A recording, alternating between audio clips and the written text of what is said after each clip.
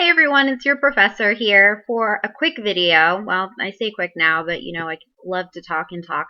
But I did want to talk to you guys a little bit in real time here about the idea of evolution when it comes to behavior for individuals with personality disorders, because there really is just such an important connection here. So if you've learned anything about evolutionary psychology, basically what it is taking a look at how certain behaviors that we do have what we call an adaptive value, or how the behavior itself has come about over time as a way of maximizing, the human condition, or of basically avoiding pain and moving towards pleasure in some sort of a way. So over time, humans have adapted certain behaviors, certain, responses and reactions. And this is particularly true of individuals with personality disorders. Most often, individuals who are demonstrating some sort of personality disorder, and I'll just choose again the cluster B, which I know I've talked to you guys about before, but again, that's the one that you, I believe, tend to see the most often. These individuals in particular, I'm thinking people with narcissistic personality, definitely with antisocial personality, and absolutely so strongly with borderline personality disorder.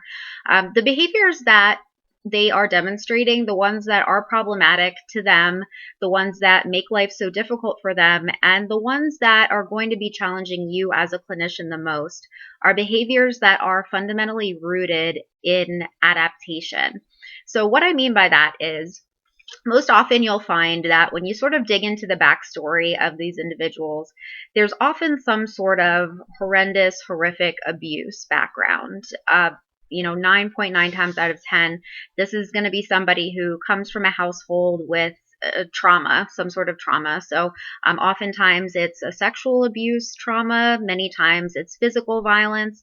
Something has happened to them in their young life that was traumatic. And as a result, they have developed these initially adaptive behaviors. So at that time that they were this, young powerless child and they were being harmed or abused, the particular behaviors that they developed were adaptive. They were meant to protect them. They were meant to, shield them from the pain and sort of try to find some degree of comfort, happiness, safety, which, as you remember from Maslow, is something that we need on a very, very fundamental level.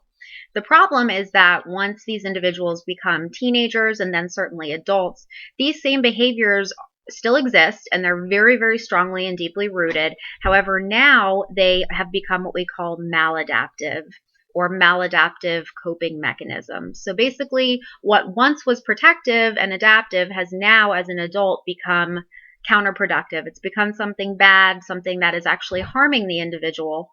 And it's so incredibly difficult for you as a clinician or a helper working with one of these individuals to convince them to let go of these behaviors. And all too often, we can kind of from the outside see very crystal clear that this behavior, this pattern, this tendency is what is holding this individual back. But it's so much easier said than done for us to say to someone, hey, why don't you just stop doing this? This is your problem. Look what you're doing. Come on. Because to the individual on a very deep level that they most likely are not consciously aware of, this is something fundamentally there to protect them. So they can be very leery and very mistrusting when, you sort of raise the idea that this really isn't something that's helpful. So let me give you just a couple of examples so that you understand what I'm talking about. Let's take antisocial personality disorder, which I did want to also mention to you guys. This is not social phobia, okay? If you take one thing away from my class, please let it be this. Antisocial personality is not people being afraid of interaction with other people. It has nothing to do with that. That is actually a separate anxiety disorder called social phobia. It's something entirely different. So antisocial personality is basically a criminal mindset, essentially. These individuals lack remorse for other people. They have a very difficult time connecting. They're all about meeting their needs in the moment, no matter what the cost to any other human being. They tend to be really void of emotion, again, void of remorse. And it's really very chilling when you meet these individuals. And I certainly, unfortunately have encountered them. It's very difficult to find that compassion that you need to find. And so that's why this information that I'm giving you right now is so important. so that you kind of understand why this person is this way. It's not that they just are a horrible person or they want to hurt people or make their lives difficult. Okay, so let's say that a young boy is raised with a very abusive father. He's getting beaten all the time. He's being shamed. He's being talked down to. He's watching his father, do the same thing to the other people in the household, to the women in the household. This young person is not going to feel safe. Obviously they're going to be feeling a lot of physical pain. So their worldview essentially becomes, okay, there's two types of people in this world. Either I'm the big, strong, mean person or I'm the weak person down here. And most likely what that individual is going to choose ultimately is to be that bigger, stronger individual, to be that person who is the abuser rather than continuing to be the abusee. And of course, those of us who haven't come from a background like that, and even some of us who have, okay, it's certainly not an excuse. Not everyone who's abused grows up to be this type of individual, but we can from the outside see, hey, that's not the case. There's a lot of shades of gray in between. But so that person may, you see actually a lot of young children start to strike out against other peers.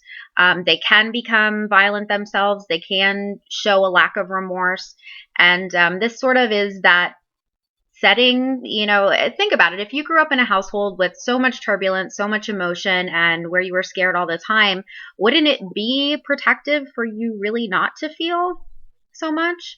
It really kind of would be. So you can understand a little bit how this type of thing starts to manifest, and it just becomes so ingrained and so inherent in people that, again, it's not that they have some conscious awareness of, oh, I want to be this violent, evil type of person. And many times, I think people can change with a degree of time and with a degree of counseling, and also with a willingness to take a look at some of this stuff. And that is what you're going to find the most with individuals with personality disorders, is going to be the tough thing. Are they willing to take a look at this stuff, or are they not? So another example, something like borderline personality disorder. Many, many times, it is predominantly a female condition, although trust me, I have met many a male with this condition as well. Very, very, very frequently, there is some sort of sexual abuse aspect to this individual's background, like 9.5 times out of 10, guys. So let's take a look at some of that. Let's say that you were a young, female, and you were abused by a male friend of the family. What would that do for your sense of trust in other people? What would that do for your ideas of safety, your ideas of who you can and can't trust?